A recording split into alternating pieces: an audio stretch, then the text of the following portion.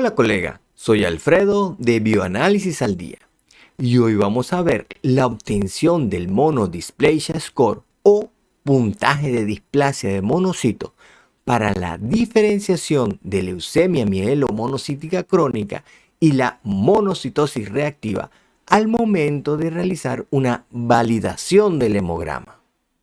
Reunieron una muestra que por supuesto debería de tener estas alteraciones. Trabajaron en conjunto 11 centros médicos de Francia y de Bélgica.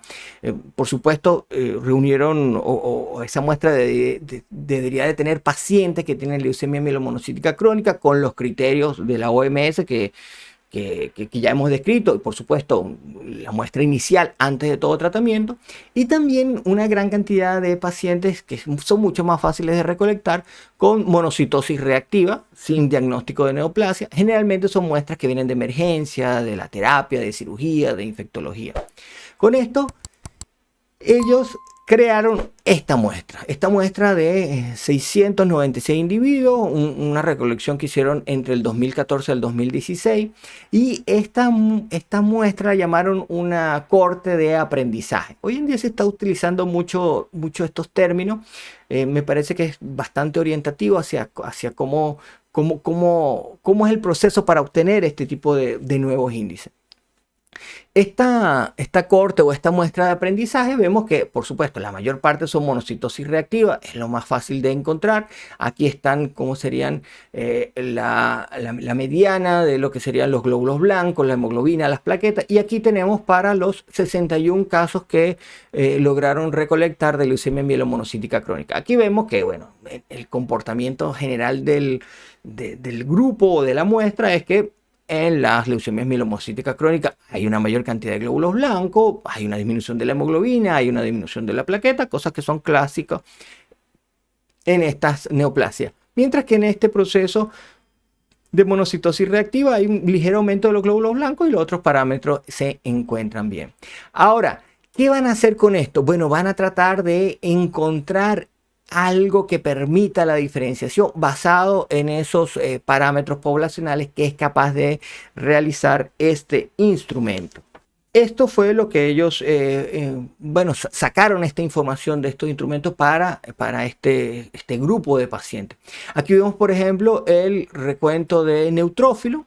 Y aquí están los p-valores. Aquí quiere decir que no hay una diferencia significativa, o sea que los neutrófilos realmente no permiten diferenciar la leucemia mielomonocítica crónica de la monocitosis reactiva. Pero, por ejemplo, sí los monocitos, que se encuentran mucho más elevados en lo que sería la leucemia mielomonocítica crónica que en la monocitosis reactiva. Lo mismo ocurre para el recuento de monocitos en términos relativos. Ahora, ellos también obtuvieron esto, que es una razón entre lo que sería el recuento de neutrófilos con respecto al recuento de monocitos, y hay una diferencia importante. Vean aquí que en los casos de monocitosis reactiva quiere decir que hay una mayor cantidad de neutrófilos en comparación con los monocitos. Y así para todos los parámetros que es capaz de contar este instrumento. Aquí estaríamos hablando de lo que sería el parámetro de la media y el parámetro de lo que sería el ancho de esa distribución. Vemos que aquí hay unos parámetros que no hay diferencia significativa, quiere decir que en estos dos trastornos sus resultados son similares, pero aquí vemos que todos estos que están aquí sí hay diferencia entre esos dos parámetros. No me quedó muy claro si ellos realizaron unas curvas ROC para cada uno de estos parámetros poblacionales, pero sí lo hicieron por lo menos para que quiere decir que es el ancho de la distribución para lo que sería el citoplasma para los neutrófilos. Y ellos encontraron que en su área bajo la curva, realizando una curva ROC, es de 0.973, que es muy buena. Esto mientras más cercano a 1, mejor. Esto quiere decir que hay un cierto poder de discriminación. O sea que de todo esto que están aquí, arrojaba como que tenía un buen poder de discriminación. Ahora bien, el análisis no queda allí porque ahora, bueno, ¿y cómo hago para construir el índice? Pudieran tomarlos todos y meterlos. A lo mejor eso es lo que hubiese hecho un modelo de inteligencia artificial, un machine learning seguramente hubiese hecho eso. A partir de todo obtiene el índice. No, ellos fueron a un proceso, digamos, mucho más fino, mucho más tradicional, con estadística tradicional y emplearon un análisis multivariante que indicaron que era una regresión logística. La cual reveló que existen 3 parámetros con un alto poder de discriminación. Y estos parámetros son los que yo te había nombrado justamente. Tenemos por un lado el recuento de monocitos, que es mayor en lo que sería la leucemia mielomonocítica crónica. Ellos hicieron el cálculo de los odds ratios, que serían las razones de verosimilitud, de 3.89. Es bastante buena. Esto quiere decir que tanta discriminación hay entre lo que sería la leucemia mielomonocítica crónica y la monocitosis reactiva.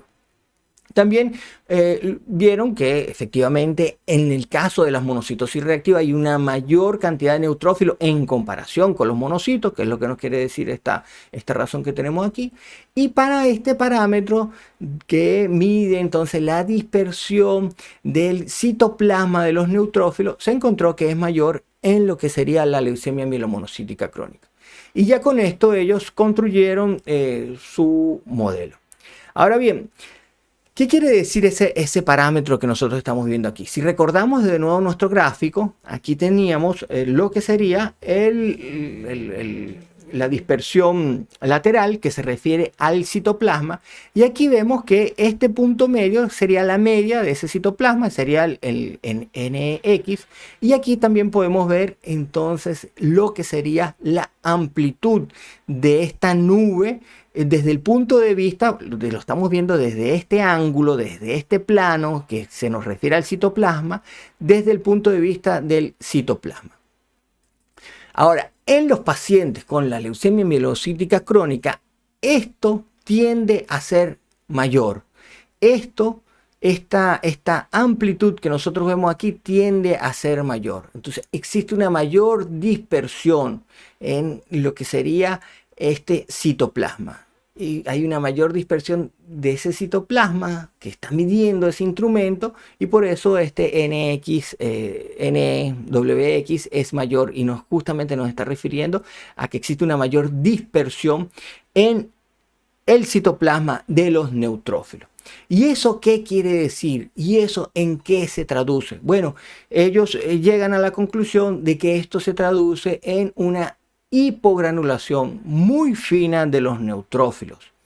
Clásicamente en las leucemias mielomonocíticas crónicas es característico encontrar la hipogranulación de los neutrófilos, y de hecho es uno de los hallazgos de displasia que uno debería de buscar cuando hace la revisión de ese froti.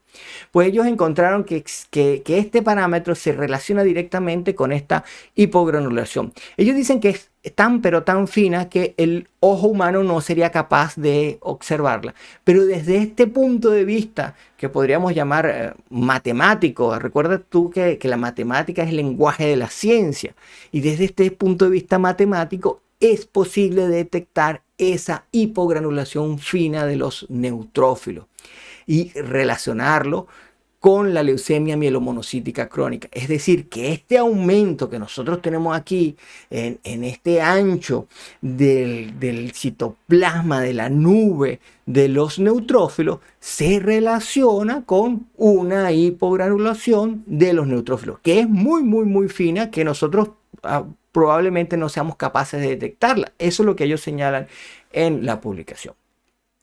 De esta manera, ellos se animan a crear este puntaje de displasia de monocitos, y esto es lo que obtienen. Esta fórmula que tenemos aquí, bastante grande y bastante compleja, no me quise sentar a escribirla de mejor manera, así tal cual la tomé de la publicación y se las he traído aquí, pero es una fórmula en la cual se está tomando en cuenta lo que sería el ancho de la distribución del citoplasma de los neutrófilos, la relación entre esos neutrófilos y los monocitos, y el valor absoluto de los monocitos. Aquí hay multiplicaciones, potencias, restas para llegar a obtener un resultado. ¿Y cuál es la idea?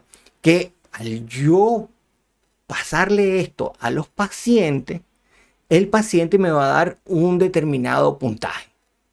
Y ese puntaje, la idea es tratar de asociarlo a lo que sería la leucemia monocítica crónica. Y si no lo puedo asociar a ella, entonces se debería de tratar de una monocitosis reactiva.